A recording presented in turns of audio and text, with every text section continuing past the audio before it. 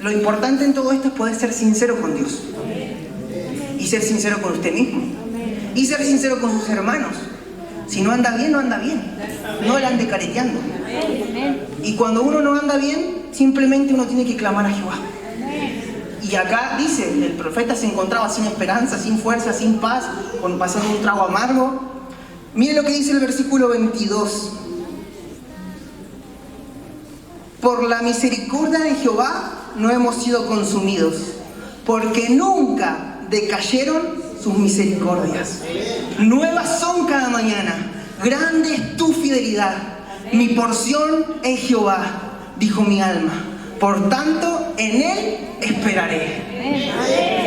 Amén. Entonces, ¿qué hay que hacer en una situación de amargura, sin fuerzas, sin paz, sin esperanza? Esperar. Esperar no implica quedarse ahí de brazos cruzados, amargo, no. Esperar es confiar en Dios. Dejar que Él tiene el control de todo, porque Él dice que su misericordia es grande, que su amor es grande, es infinito. De hecho, ahí lo dice, tu misericordia, Jehová, no han sido, por tu misericordia no hemos sido consumidos, porque nunca decayeron tus misericordias. Imagínense, si fuera porque Dios no tuviera misericordia, ya nos hubiera partido un rayo hace mucho tiempo, hermano. Bien me hace falta. No sé usted. Pues hermana, tenga cuidado. Recuerde que acá en la iglesia hay un testimonio de alguien que dijo que le caiga un rayo y le cayó. Señor, proteja a nuestra hermana con un pararrayos. Bueno, pero Dios tiene misericordia de nuestras vidas. Y por eso aún estamos acá. Capaz que alguno está pasando por un proceso de enfermedad, de pérdida, de dolor, de separación, donde no tiene esperanza, donde no encuentra una salida al problema que esté pasando, donde parece que aunque lo intentes 1000 veces va a volver a fallar. Pero Dios te dice algo muy importante hoy. Que aunque no tengas esperanza, aunque no tengas fuerzas, aunque no quieras esperar más, tenés que esperar. Amén. Es una mala noticia que te tengo, capaz, porque si no te gusta esperar, es la noticia que te tengo. Tenés que esperar. Amén. Porque Él es bueno. Hoy, esta semana en Casa de Paz, aprendíamos que su voluntad es buena, agradable y perfecta.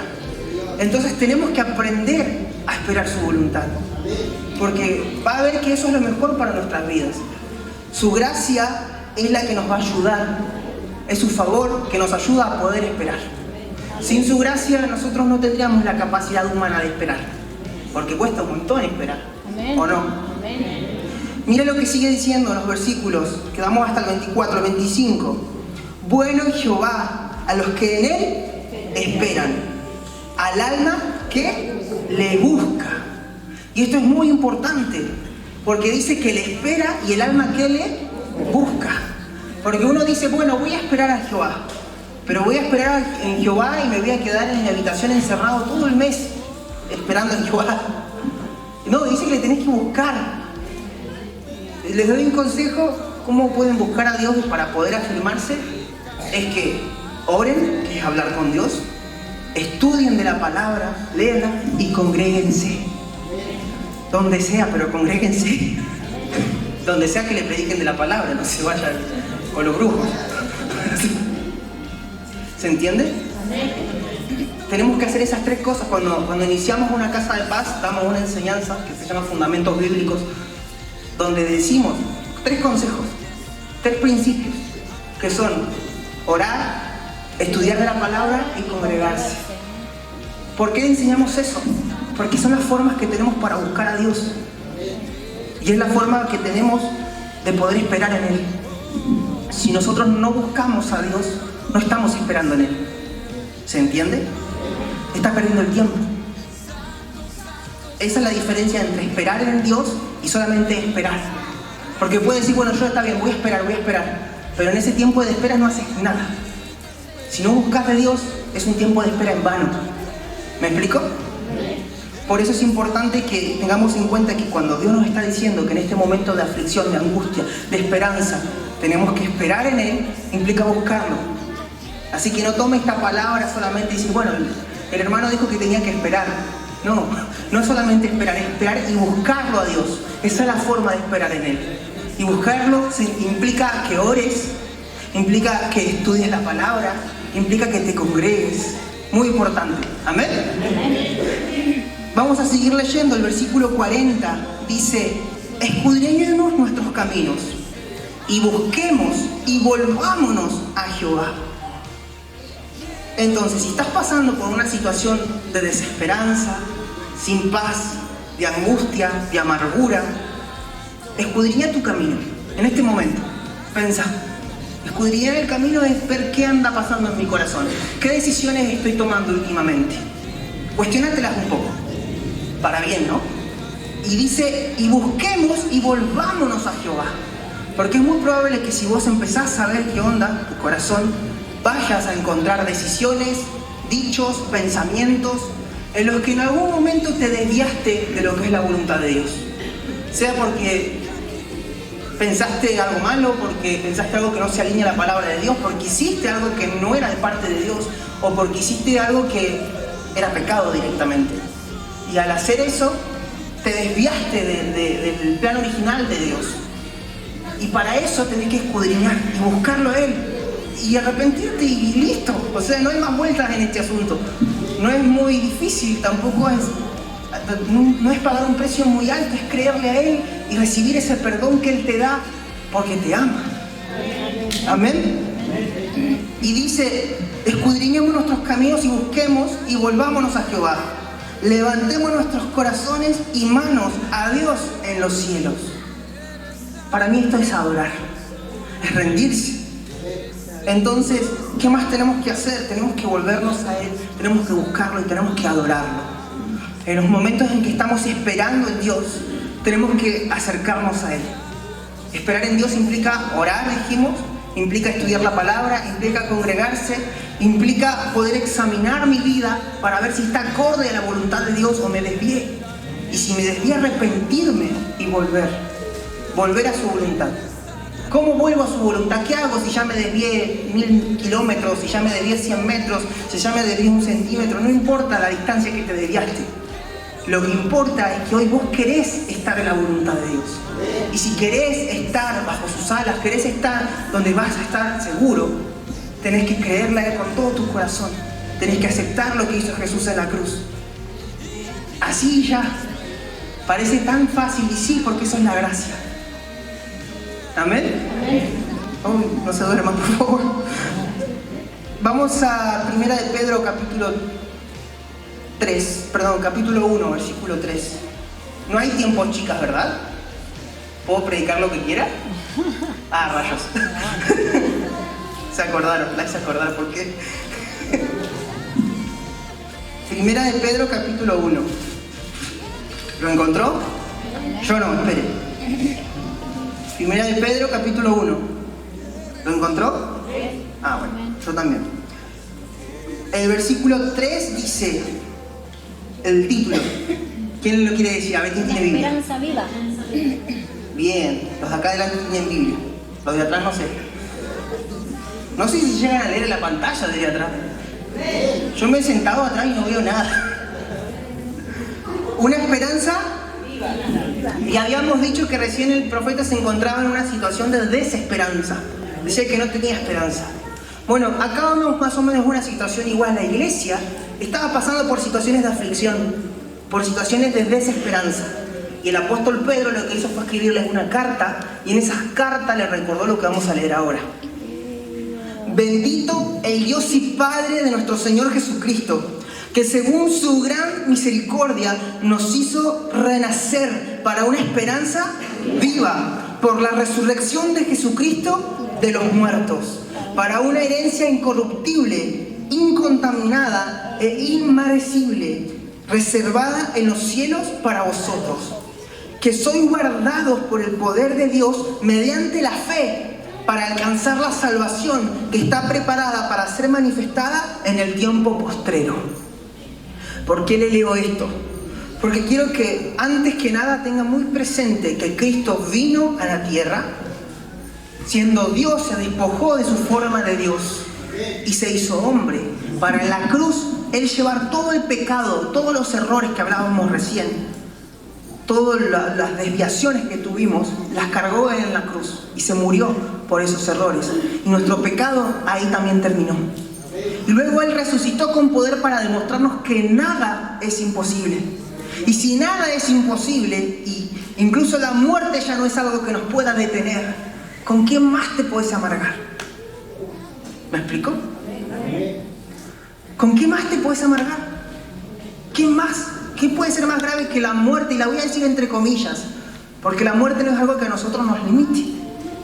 Tenemos esperanza de vida en Cristo. Así que no le tenga más temor a la muerte. Si hay alguno que está en este lugar y que tiene temor a enfermarse, que tiene temor a morir por una enfermedad, se la voy a hacer bien corta. Perdón por ser un poco cruel, pero se la voy a hacer corta. Si se tiene que morir por una enfermedad, se va a morir por una enfermedad. Porque si es la voluntad de Dios, ninguno de nosotros va a poder hacer algo al respecto. Y si usted no se muere por una enfermedad y Dios lo sana, gloria sea a Dios. El apóstol Pablo decía, sea que viva o sea que muera, ¿la gloria para quién es? Para Dios. Y es algo que a nosotros nos cuesta a veces vivir y creer. A veces estamos pasando por una situación muy complicada en la que queremos tirar la toalla, se lo digo por experiencia hace poco tiempo, y me pongo a pensar, y en tiempos malos que también no le voy a dar la gloria a Él. Y sí, esté en la situación que esté, ¿la gloria para quién es? Para Dios. Seas que viva, seas que muera, sea que te vaya bien, sea que te vaya mal, la gloria siempre es para Dios. ¿Por qué? Porque para Él la muerte o el fracaso no es algo, no está en el lenguaje de Dios. No es algo que a Él le afecte. Y Él es nuestro Padre. Entonces no es algo que tampoco te va a afectar a vos. Ni la muerte, ni el fracaso, ni la situación mala en la que estés. En Él tenés victoria, en Él tenés esperanza. ¿Me va siguiendo? ¿O lo confundí un poco? Hoy a los pobres chicos en Casa de Paz le hice un enredo en la cabeza tratando de explicarles algo. Pobrecitos. Después se deben haber olvidado.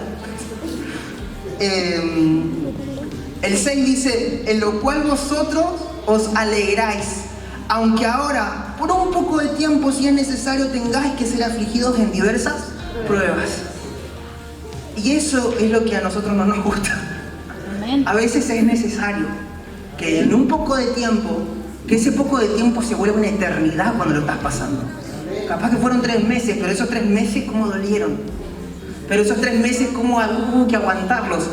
Pero es necesario. No me pregunten por qué, pero es necesario. Lo importante es que tenés esperanza. Y bueno, y si se preguntan por qué, ahora les digo la respuesta. Sigue diciendo el 7, para que sometida a prueba vuestra fe, mucha más preciosa que el oro, el cual, aunque perecedero se prueba con fuego, sea hallada en alabanza, gloria y honra cuando sea manifestado Jesucristo, a quien amáis sin haberle visto, en quien creyendo, aunque aún no lo veáis, os alegráis con gozo inefable y glorioso, obteniendo el fin de vuestra fe, que es la salvación de vuestras almas. Uno siempre se pregunta, ¿para qué será la fe? ¿La fe será para que yo viva acá próspero, en abundancia? ¿La fe será para que yo esté sano, para que yo esté libre? ¿Para qué será la fe? Y a veces nos quedamos con esa parte de la fe, que es para ser sano, próspero y libre. Y la fe, el fin de la fe no es ese, porque esas son cosas que pasan en el mundo. ¿Sabía usted? La enfermedad, la escasez, todo eso es parte de este mundo y se va a terminar, tiene un fin, tiene un límite. La fe no es para eso, la fe es para algo mucho más grande, la fe es para algo mucho más superior. La fe es para tener entrada a una salvación tan grande. ¿Puede entender eso? Todas esas cosas pequeñas que pasan por debajo de ese límite de la salvación van probando nuestra fe. Enfermedad, dificultades, problemas, van probando nuestra fe. Y nuestra fe va creciendo, creciendo, creciendo, para que cuando venga Jesús pueda decir, uy, acá encontré fe.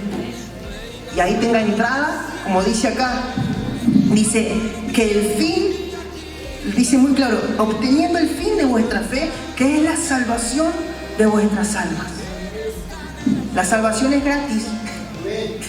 Es gratis. Es gratis. Tiene que ejercitar la fe, tiene que pasar por la prueba. Eso es gratis, no le van a cobrar nada por pasar por la prueba, no le van a cobrar nada por pasar por el proceso, pero su fe va a crecer y esa es la mejor recompensa que puede recibir. Jesús, una vuelta hablando con Pedro, sí, con Pedro fue el que lo negó, ¿no? Sí. Ah, muy bien, ¿cómo sabe de la palabra? Bueno, justamente con este que está hablando acá. Con Pedro le dijo que Satanás se lo había pedido para zarandearlo. Y Jesús dijo, pero no te preocupes, yo voy a estar orando. Y Jesús no le dijo, voy a estar orando para que Satanás no te toque. Voy a estar orando para que Satanás no te zarandee. Voy a estar orando para que no te enfermes, para que no te falte nada. No le dijo eso. Le dijo, voy a estar orando para que tu fe no falte. Entonces, en el momento de aflicción, de prueba, de angustia, te puede faltar todo.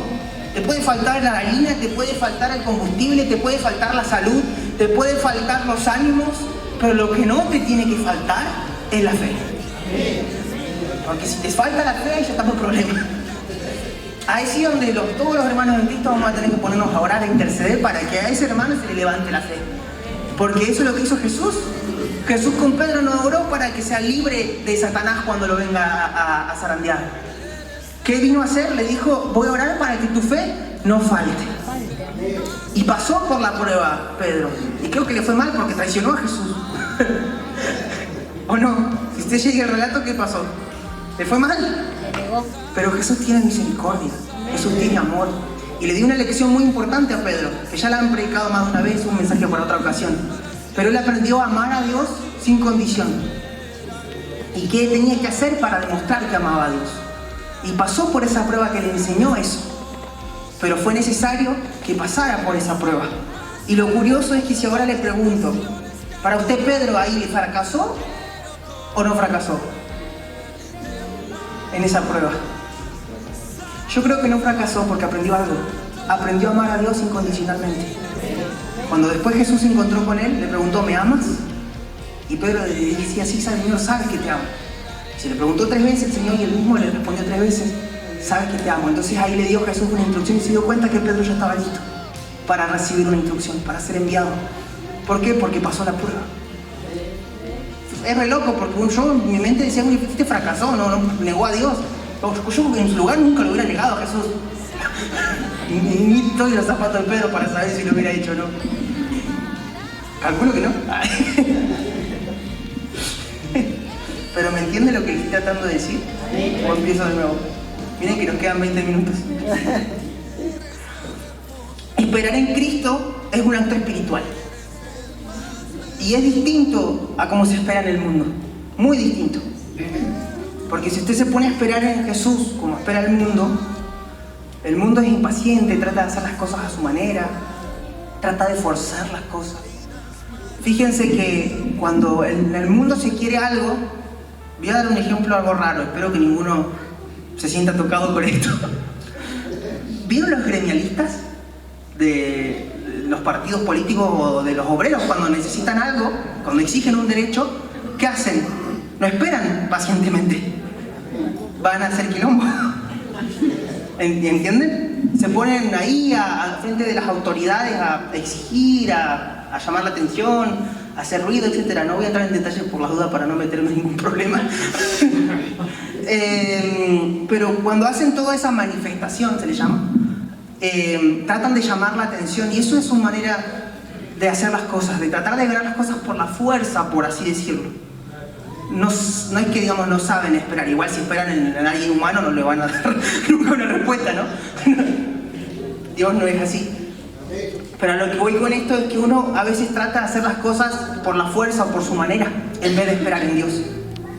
Un ejemplo claro de esto es Abraham. Abraham lo tenemos como el padre de la fe, pero no nos olvidemos que él no aguantó mucho tiempo esperando en Dios. ¿Por qué le digo esto? Porque si usted lee Génesis, él no esperó a tener a Abraham, Isaac, ¿no?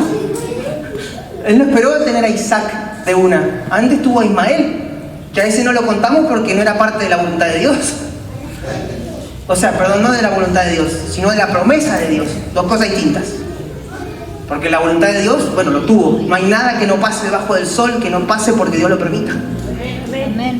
Pero son promesas. Era una promesa que Dios le había hecho a Abraham de tener un hijo. Y él no supo esperar en Dios. No supo. Lo tuvo con su sierva. Fue la mujer, es verdad, David. Pero no le echamos la culpa. Bueno, sí. Sara le dijo, tené un hijo con mi sierva porque yo no te voy a dar un hijo. O sea, mirá cómo estamos.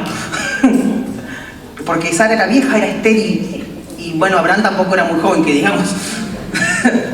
Ya todo para esa época no funciona para poder tener un hijo. Entonces, ¿qué pasó? Él, en lugar de esperar en Dios por esa promesa, quiso ayudar a Dios, entre comillas. Y en vez de tener el hijo con quien Dios le había prometido, que era su esposa, tuvo un hijo antes con su sierva. Pero ese hijo no era el que Dios le había prometido. Ese hijo salió de pura esfuerzo humano de él. ¿Me explico? Y cuando él hizo algo por su puro esfuerzo humano, no es algo que Dios iba a bendecir. Esa es la diferencia. Si usted hace las cosas sin esperar en Dios, por sus propias fuerzas, las va a poder hacer tal vez, pero no es algo que Dios va a bendecir. En cambio, si usted espera en Dios, va a encontrar esa promesa que Dios sí bendice, y es así prospera, y es así llega a naciones. ¿Se entiende? Bueno, y esperar en Dios deja de lado el orgullo, deja de lado la rebeldía, deja de lado el ego, el yo. Y es gracioso porque es dejar la justicia propia. Uno por ahí cuando le hacen algo quiere ir, remangarse las mangas y agarrarlo a trompadas. Hace justicia por mano propia. Pero no le estás dando lugar a esperar en Dios y dejar que sea su justicia la que obre. O por ahí no podemos dejar de lado la conveniencia propia. Entonces hay cosas que no hacemos, no esperamos en Dios porque no nos conviene. Porque decimos, uy, si no hago este negocio ahora, voy a perder la oportunidad. Y capaz que no era la voluntad de Dios y lo hiciste y fue por tu conveniencia nada más. Pero lo terminás perdiendo todo por no haber esperado en Dios. ¿Me explico? Y muchas cosas hacemos por conveniencia propia, por justicia propia y por alimentar a nuestro yo, o que nuestro yo esté conforme, a la carne no le gusta esperar. No le gusta esperar en Dios, no le gusta ser paciente. Y la palabra nos dice que es necesario que por medio de diversas pruebas nuestra fe aumente. Y dice que la prueba produce paciencia, y la paciencia, esperanza. Y que la esperanza no avergüenza. Amén. Y es muy importante que podamos mantener la esperanza en cada situación, por mala que sea, poder tener esperanza. Y a veces hablamos de la esperanza como algo malo, como si fuera algo diabólico la esperanza, pero no, está en la Biblia. Jesucristo mismo es esperanza. Y a veces hablamos de la esperanza como si fuera algo antife, pero no es así. La fe es para una cosa, la esperanza es otra, y es muy importante también. Obviamente, si nos ponemos a hablar de qué es mejor, si la fe o la esperanza, ninguna de las dos es mejor. ¿Sabe cuál es mejor? El amor. Lo dice la Biblia. Entonces, si queremos ver cuál es más grande, cuál es más bíblica, no nos olvidemos que de las tres más grande, el amor. Ese ya sería otro tema para otra predicación. No me quiero ir del tema. Tenemos que tener esperanza. Y el tener esperanza en Dios, el poder esperar en Dios, es un acto total de fe. Porque aunque yo no estoy viendo una realidad muy buena a mi alrededor, yo estoy teniendo la confianza puesta en Dios. Estoy confiando en lo que no veo.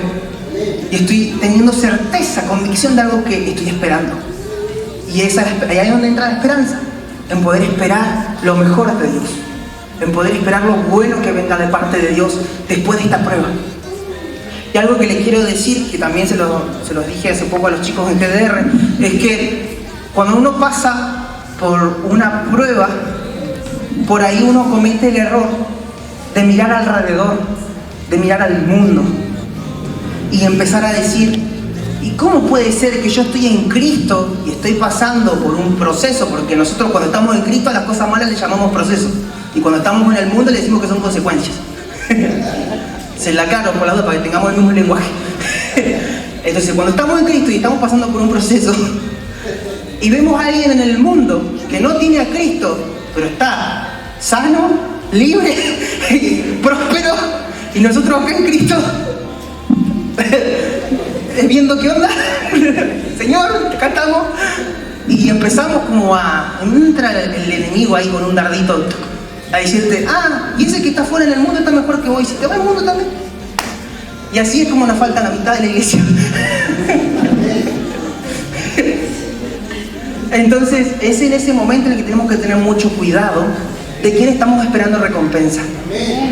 Porque te puedo decir de cierto, como decía Jesús, de cierto, te digo, que esos que están en el mundo, que no tienen a Cristo en su corazón y tienen salud, tienen prosperidad, ya tienen su recompensa. Pero dice que nuestra recompensa está en los cielos. Amén. Nuestra recompensa está cuando miramos a Jesús, al blanco perfecto. Dice que Él es el autor y consumador de la fe. Entonces, si queremos tener fe, queremos tener esperanza en una situación adversa, en una situación mala, no tenemos que mirar alrededor. ¿A quién tenemos que mirar?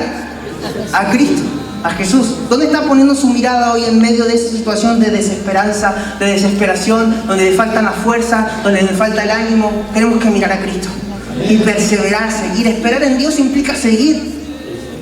Hace poco alguien se acercó a mí, me dio una palabra y me dijo: aunque te estés agarrando con una mano, agarra fuerza y agarrate con la otra.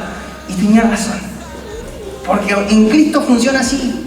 Tenés que sacar fuerzas de gracia de Dios y seguir. Amén.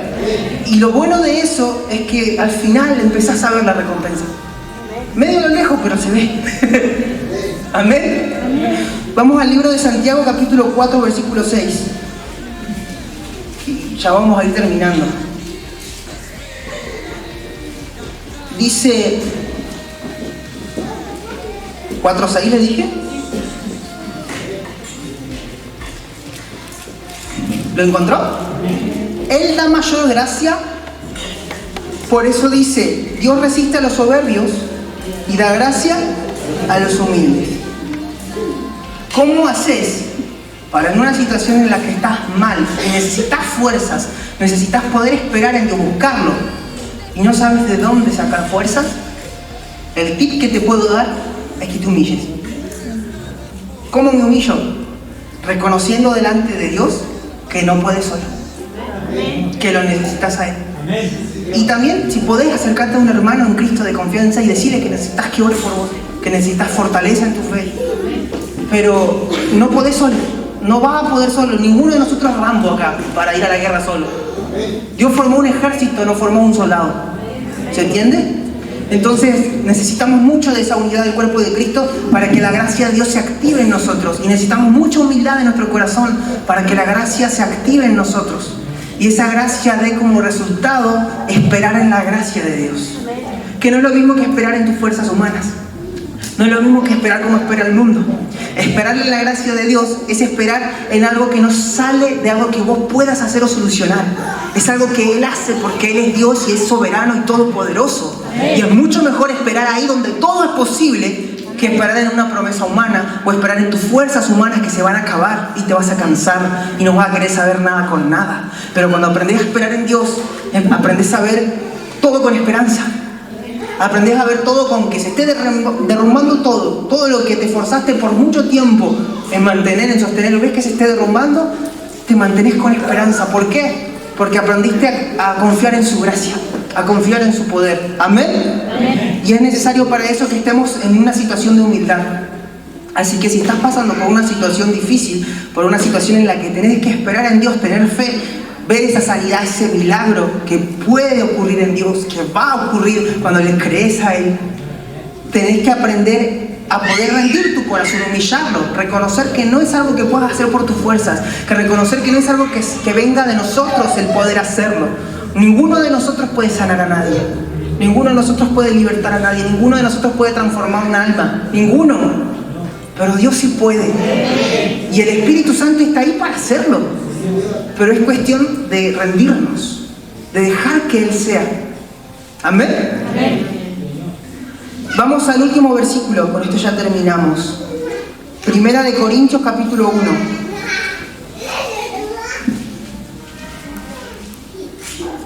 Versículo 25.